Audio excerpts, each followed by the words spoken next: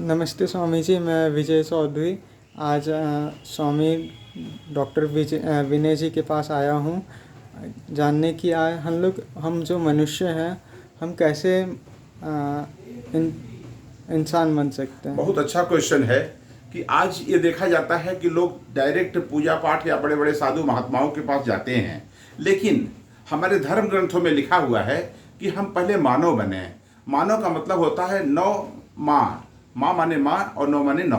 जिस जो नौ माताओं का आज्ञाकारी होता है, फॉलो करने वाला होता है, वो मानव बन सकता है। तो हमें ये जानना होगा कि हमारी नौ माँ कौन कौन है। तो विजय जी, आप छात्र हैं और हमारी बात सुनकर के बहुत सारे छात्रों को अपनी बात बताएंगे, इसलिए मैं इसको बहुत स्पष्ट करना चाहता हूं कि हमारी जो नौ माँ है, नौ माँ में मेरा सबसे पहली माँ होती है गौ माता। गौ माता एक ऐसी माँ है कि जो हमें बरसों दूध पिलाती हैं, जीवन भर दूध पिलाती है। हमारी जो माँ होती है वो केवल हमें 9 महीना दूध पिलाती है, लेकिन हमारी जो गौ माता है वो पूरा जीवन हमारी रक्षा करती हैं, इसलिए हमारी पहली माँ होती है गौ माँ। तो अगर हम गौ माँ का सम्मान करते हैं, ओम सूर्यभ्य नमः का जाप करते हैं, तो हम गौ माता को अपनी माँ मान सकते हैं। और गौ माता के बाद मेरी जो दूसरी माता होती है वो पृथ्वी माता होती है। पृथ्वी माता इसलिए दूसरे नंबर पाती है कि मेरी माँ जब तक हम छोटे होते हैं तब तक हमारी गंदगी को वह बर्दाश्त करती है, लेकिन जब बड़े हो जाते हैं और गंदा उसके ऊपर करते हैं तो एक बार मुझे डांट सहना पड़ता है। लेकिन जो मेरी पृथ्वी माता है वह जीवन भर हम उनके ऊपर गंदगी करते हैं, लेकिन उसका कोई असर हमारी पृथ्वी माता पर नहीं पड़ता है। इसलिए हमारी दूसरी माँ पृथ्वी माता है। इसलिए जब हम सुबह सोकर उठते हैं तो पैर को जमीन पर रखने के पहले हम पृथ्वी माता को प्रणाम करें, जिससे हमारी माँ हमसे खुश हो जाए। और तीसरी माँ हमारी जो है वह होती है अपनी माँ। अब अपनी माँ का नंबर तीसरे नंबर पाता है, क्योंकि मेरी अपनी माँ कितना हमारे लिए दयालु होती है, कितना हमारा जतन करती है कि जब हम बाथरूम कर देते हैं तो वह सूखे पर हमें सुलाती है और गंदे पर अपने सो जाती है, भीगे वाले पोर्शन पर अपने सो जाती है। इसलिए हमारा जो वो माँ है, अपनी माँ है, वह हमारी जो है परम माँ है। और चौथे नंबर जो आती है वो हमारी होती है गंगा माँ। गंगा माँ के बारे में ये कहा जा सकता है कि हमारी जो गंगा माँ होती हैं वह हमारी सारी गंदगी को दूर करने वाली होती हैं। गंगा माता, गंगा जी ही एक ऐसी नदी हैं जब सागर में मिलती हैं तो गंगा सागर कहलाती हैं। बहुत बड़ा उनका महत्व है, इसलिए हम गंगा जी का सम्मान करेंगे तो निश्चित रूप से हम मानव बन सकते हैं।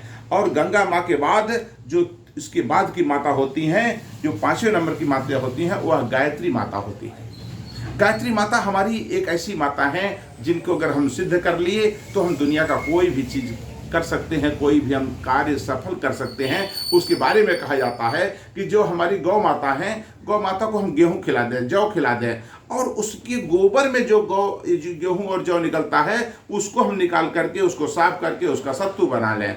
और जो हमारी गौ माता के छाछ होता है वो छाछ में वो सत्तू डाल करके अगर हम खाते हैं तो हमारी गायत्री मंत्र, गायत्री माँ सिद्ध हो जाती हैं और हमारी सारी मनोकामनाओं को पूरा करती हैं। इसलिए हमारी जो गायत्री माता है वह हमारी 5वीं माता है। और उसके बाद हमारी 6ठी माता होती है गीता माता। गीता माता के बारे में अगर आप ध्यान दें तो गीता माता का जो पहला श्लोक है, धर्म क्षेत्रे कुरुक्षेत्रे, और जो वहाँ पर हमने जो हमारा अंतिम श्लोक होता है, तो अंतिम श्लोक का जो अंतिम अक्षर होता है वह म है, और जो पहला श्लोक का पहला अक्षर होता है वो ध है, और बीच में भगवान कृष्ण रमाते हैं। तो अगर हम पूरे गीता को ध्यान दें तो हमारा गीता एक धर्म है। जब गीता कोई मुसलमान पढ़ता है तो उसे लगता है कि मैं कुरान पढ़ रहा हूँ। जब मेरा गीता कोई ईसाई पढ़ता है तो उसे लगता है मैं बाइबल पढ़ रहा हूँ। और मेरा गीता जब कोई सिख पढ़ता है तो उसे लगता है मैं गुरु ग्रंथ साहब पढ़ रहा हूँ। पूरा जीवन दर्शन है मेरा गीता। तो अगर हम उस गीता का महत्व समझते हैं, उसको अपने जीवन में उतारते हैं, तो हमारी गीता माता जो है हमसे खुश हो जाती हैं। और इसके बाद जो मेरी माता होती हैं वो महात्मा होती हैं। महात्मा मतलब हमारा सदगुरु जो हमें रास्ता दिखाता है, तो वह भी हमारा माँ है। हम अपने सदगुरु को ध्यान दें, उनके बताए हुए रास्ते पर चलें, तो ये हमारे जो है 7वें माता होती हैं। और 8वां माता मेरी होती है अंतर आत्मा। अंतर आत्मा हमारे शरीर के अंदर हमेशा एक द्वंद्व युद्ध चल रहा, मन और आत्मा का। आत्मा हमेशा अच्छा कार्य करती है और मन हमेशा बुरा कार्य करता है। इसलिए अगर हम आत्मा को समझ लें और उसके बताए हुए रास्ते पर चलें तो एक आदर्श व्यक्ति, एक मानव हम बन सकते हैं। और हमारी जो अंतिम माँ होती है वो परमात्मा होती है। जब हम इन सारे माताओं को ध्यान देते हुए आगे बढ़ते हैं, उनका सम्मान करते हैं, तो हम परमात्मा को प्राप्त हो जाते हैं, हम परम तत्व को प्राप्त हो जाते हैं। और एक ऐसा हमारा जीवन बन जाता है, मेरा ऐसा सदगति हो जाता है जिसके लिए हम इस दुनिया में जन्म लिए हैं। इसलिए अगर हम मानव बनना चाहते हैं तो हमारी जो 9 माताएं हैं उनको जीवन में उतारना पड़ेगा, उनका सम्मान करना पड़ेगा, उनके बताए हुए रास्ते पर चलना पड़ेगा, तो निश्चित रूप से हम मानव बन सकते हैं। बहुत बहुत धन्यवाद। जय गौ माता, जय रामकृष्ण विवेकानंद। नमस्ते।